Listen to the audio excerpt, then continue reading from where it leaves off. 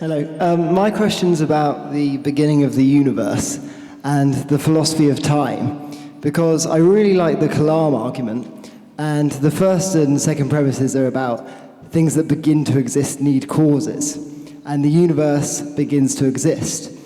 But when I've done some research, there seems to be a lot of scientists who are saying that the universe didn't really begin to exist because temporal becoming, is basically an illusion. And this seems to almost be a scientific consensus, and I don't really have any knowledge about science. I just wondered whether this was the case, whether we can say that the universe did begin to exist. You're talking to the man who knows everything there is to know about the Kalam cosmological argument with Bill here. So, Bill, I think this might be a question that kind of... Do you want me to repeat the question a bit for you, Bill?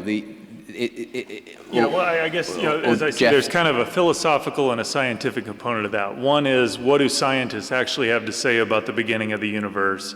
And then two, how does that play out in the Kalam cosmological argument? What's the weight of that argument there? And I would say this, that over the last 100 years, you go back 120 years, and scientists thought, given the data they had, which was very minimal, that the universe was eternal.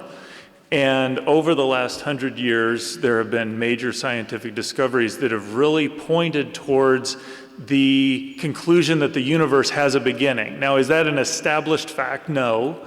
There are mechanisms which might lead to an eternal universe, possibly, but that doesn't negate the fact that of the evidence we have and of the research that's out there, it all really does point to there being a beginning to the universe, that it cannot be eternal into the past. And so, while we need to be careful about overstating that, it's also important that we don't understate that the scientific data really does point to the conclusion that the universe does have a beginning.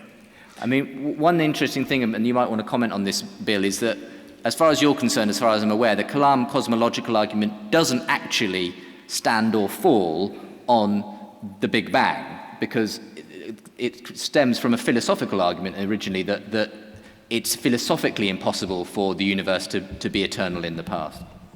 Yes, the key premise in the argument is supported by philosophical arguments which have been around from antiquity, having to deal with whether or not it's possible to have an infinite regress of events into the past. And I'm persuaded that these arguments are good arguments. And so I view the scientific evidence as confirmation of a conclusion already reached on the basis of philosophical argument.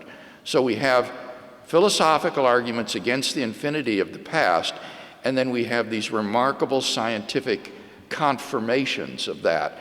And I think Jeff is right. We don't want to overstate this, but perhaps sometimes the impression that one is overstating this is simply due to the fact that one feels confident and one is rebutting objections and things of that sort. But obviously, whenever you're dealing with matters of science, it's always provisional and always tentative and subject to whatever future discoveries might come. But this is where the evidence points, as Jeff said.